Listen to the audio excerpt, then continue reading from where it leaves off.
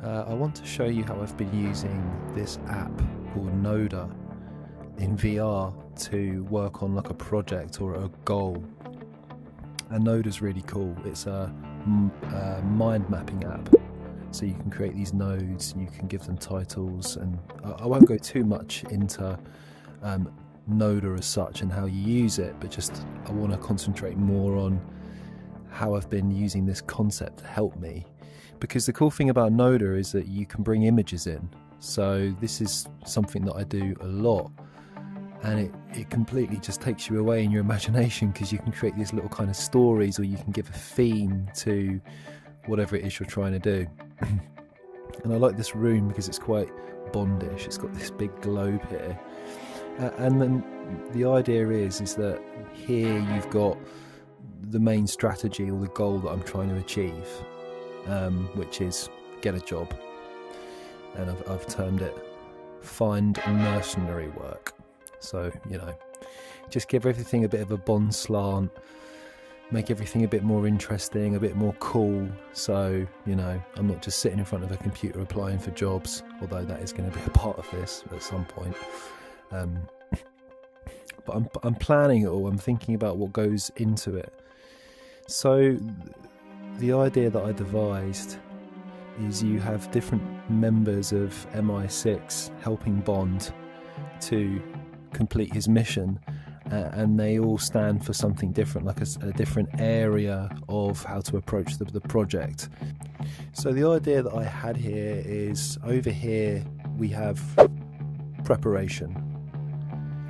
Everything that you need to have in place for this. Preparing so you know what to expect, having an overarching strategy, a plan, so you're not just rushing into a situation blindly and making assumptions. A good plan is half the battle won. That's a line that I like from a character from the film Turbo Kid, and it's pretty cool. And I think thinking like this makes you so much more effective, and this is common sense to a lot of people. I know I'm a little bit of a late starter, but this tool is incredible for doing all of this. So basically, what have we got? We got M, we've got Bond over here. They're having a conversation, like a dialogue, almost like a kind of a comic book idea.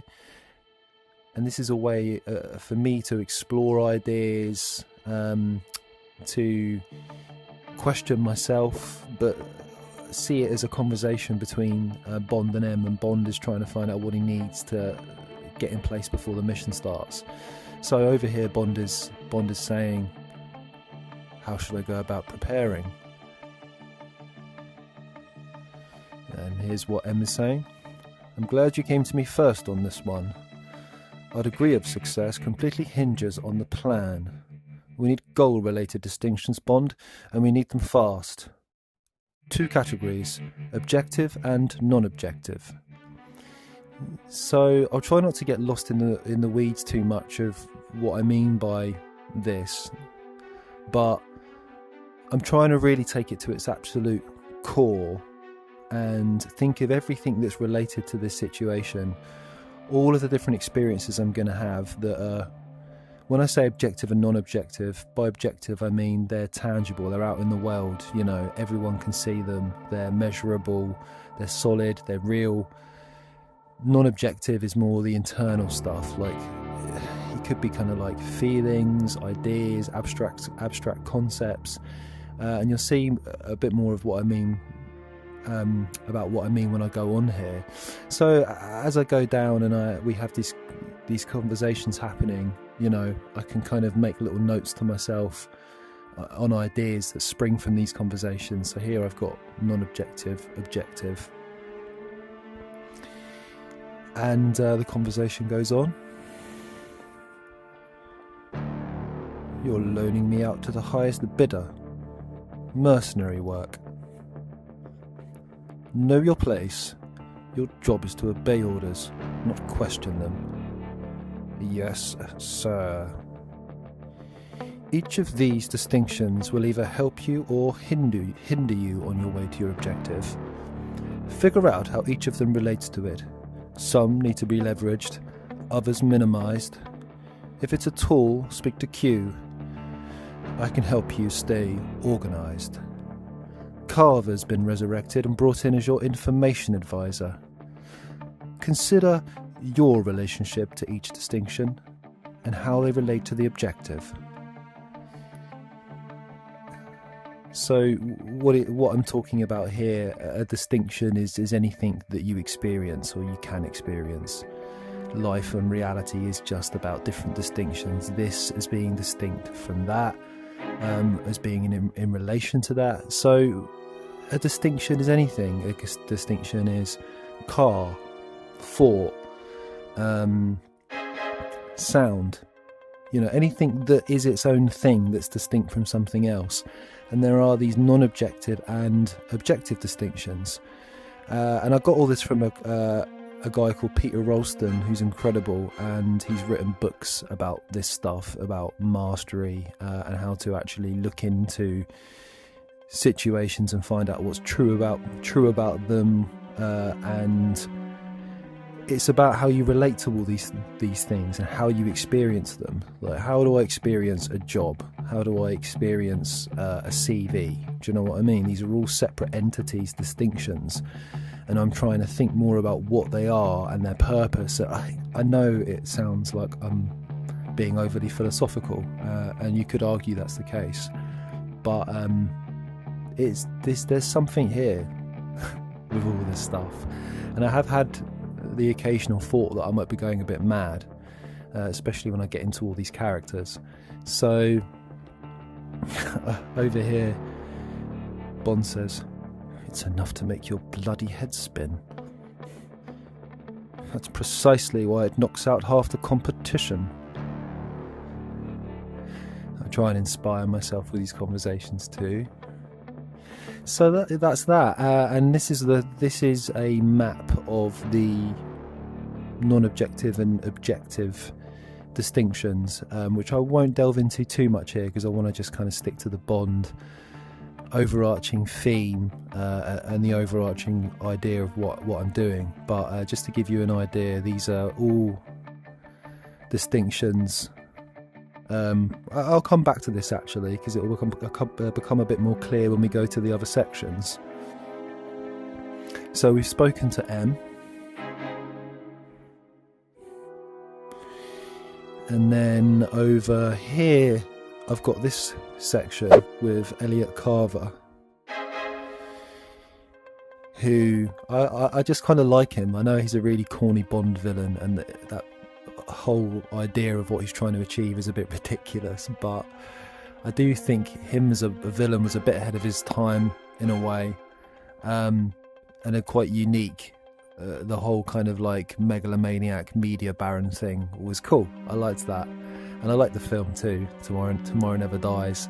So I've brought back all these characters here. They're having a conversation with Carver, and really the idea here is I'm trying to figure out how information relates to everything that I'm trying to get across to a potential employer, and how to approach the situation in terms of the message I'm putting out and how important that is and how it's communicated. So I like this idea of having the sort of master of news and spin or whatever in control of this aspect. And when you embody these characters, I swear you do get good insights, because you almost come outside of your own ego a little bit, or your own normal thinking pattern, to embody these characters. So this conversation, what have we got? Carver starts off by saying, "Who'd have thought they'd have recruited me to MI6? And over here, Piers, "I don't know. You only tried to start a nuclear war. We all deserve a second chance. So what do you know about the job?" "Control of information is everything." In comes Whalen. "What information are you talking about? Still a time waster." "Still the straight talker, Miss Lynn. I'm talking about controlling how you're perceived by others.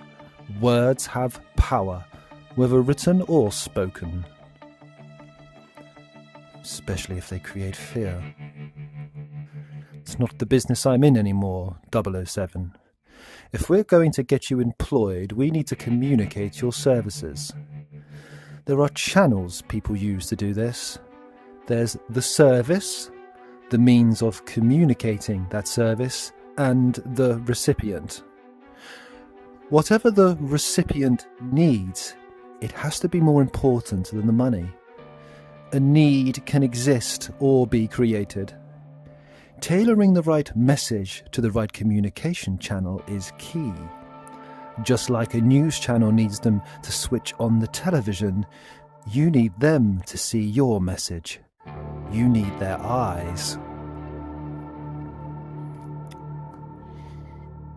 You can trust what he's saying, James. Elliot may not know anything about love, but he does know how to control people. You call giving them what they want controlling them? I hate to say it, Mr. Bond, but he's right. My government controls its people by controlling their access to information. I don't relish working with you, Carver, but I know why they hired you. So, I need to identify the service I'm offering, find a channel to communicate that service to a recipient who's desperate enough for it to part with cash. A little simplified, your message has to be completely tailored to their needs. Carver Media just gave their audience what they wanted to hear. You really did have a good business model, minus the part where you almost destroyed half of your viewership. When you're done obsessing over the past, have a look at the AI tools M mentioned, Q mentioned. If you need a way to efficiently tailor a message, you need a brain more advanced than your own. Shouldn't be hard to find. I hate to admit it, but you do fit in around here. Tell me about the recipient. What do I need to consider? Find out what motivates them. Get inside their heads and their bodies. So, over here now, from this conversation with Carver, we've got these concepts laid out. The service, the message, the channel, the recipient. And this is just incredibly helpful. And you can just see all of these different stages, and then you can start to break them down and see kind of what influences them individually.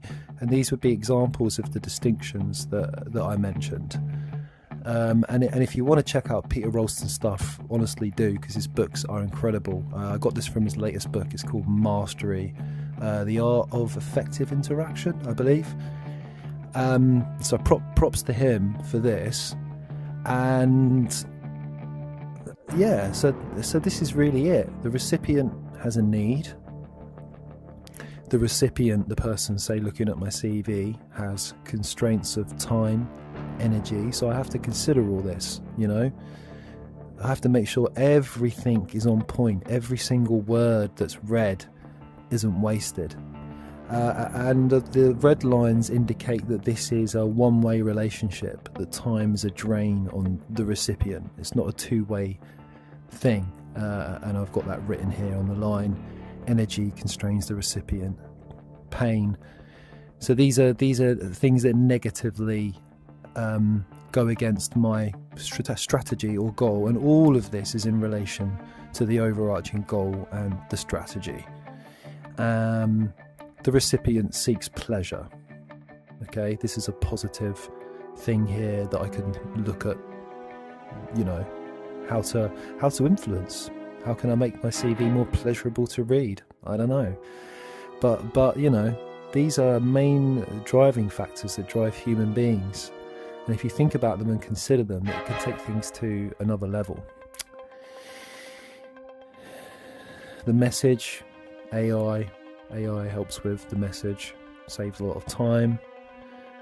Check out a service called Teal. I've uploaded my CV to it, and basically you can just use it to churn out CVs, quickly add stuff, take stuff away. I'm glad technology is at this level now, because I swear to God, if I had to go and edit another Word document, man, this thing is nuts. And you can use AI to pimp up the parts of your CV as well, give you stats and stuff. So that's cool. And yeah, I like this. This is my favourite section because it's like this Tomorrow Never Dies theme here, and I've really enjoyed this. And then over here we have tools, which to me also seems like a very important section and idea. The idea of this tool, a tool as being something that just helps you achieve a purpose. That's the very definition of a tool. And pretty much anything can be a tool when it's used for a purpose. And what are the tools that I'm going to use? Okay, start off thinking about this. Are there tools that I don't know about? How am I using those tools? Tools have to be mastered. The better you use them, the more efficient they are at achieving your purpose. So I start off like this. What even are my tools on a job like this? Tools can help you complete an objective, James. Do you have one? Identify my service, recipients and communication channels. Well, eye contact is a bit vague, so I'd start with words. Carver mentioned words. So this idea that I'm thinking of words as tools. If you want your words to convey a communication or a meaning, they become tools. How do we use them effectively? And this is stuff that I've got from thinking about things in this way and imagining what Q would say to Bond in these witty kind of like back and forths. And I listen to Bond music while I'm doing this stuff. It completely transports you. So much fun. So he goes on. Carver mentioned words. Oh yes, Carver, the murdering megalomaniac. He is quite the resume. I must say though, he's impressed me so far. My instinct tells me he really wants to change. Do you think it's possible? The job, Q. Sorry.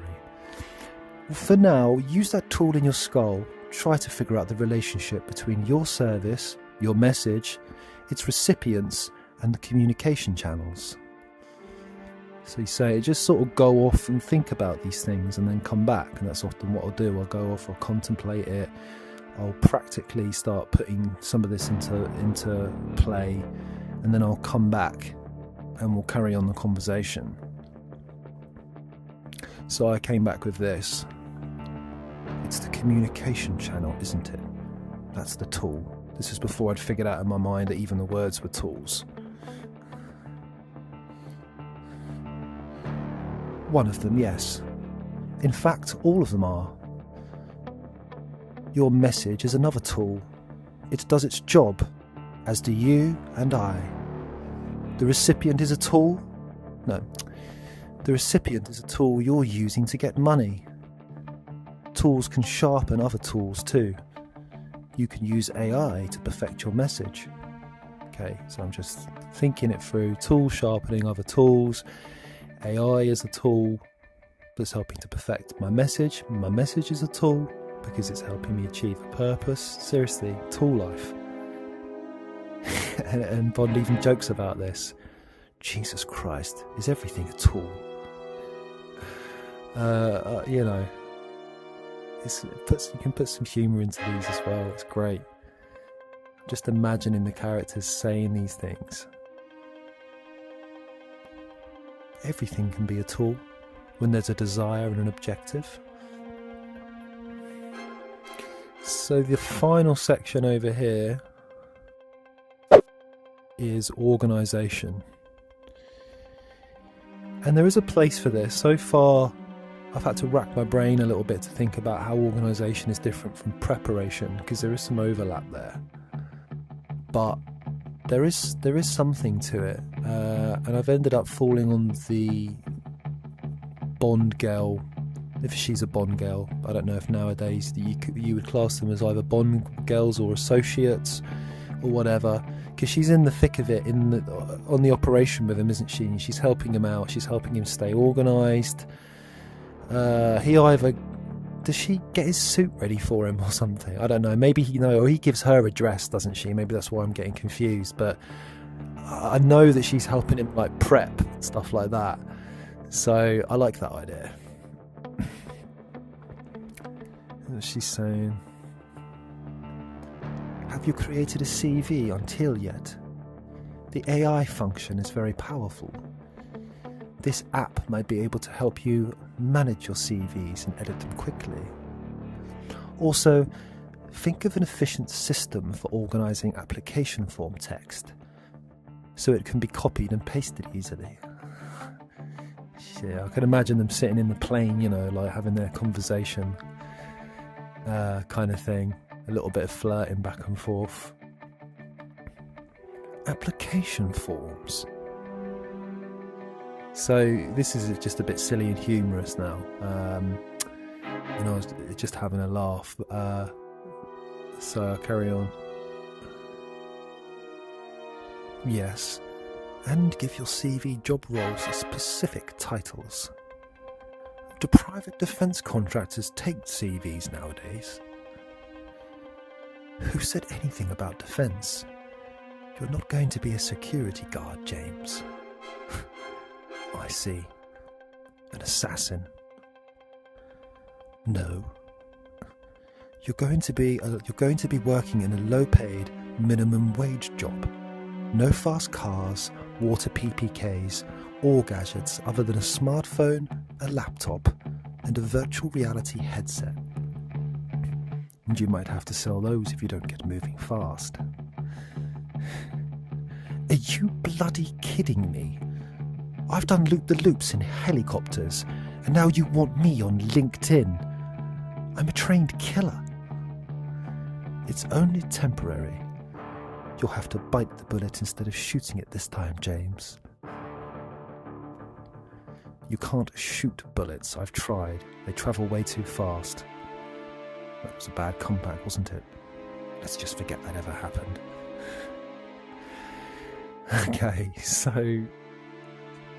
And that's that, really. And yeah, thanks for watching. I'm going to carry on with this and just carry on all the way along the walls. Oh, let me just quickly show you how this is played out over here. This is like an overall map of everything that I've kind of thought of, all of the insights that I've come up with. And it's almost just like a kind of like a down-flowing version of the one you saw over there, but a more detailed one. So you've got the message here, the communication channel, the recipient over here, and you've got the same things here, pain, pleasure, etc. You've got the communication channel is obviously like Indeed, whatever you're applying through the website. ATS could limit that and filter out your CV, so that affects that.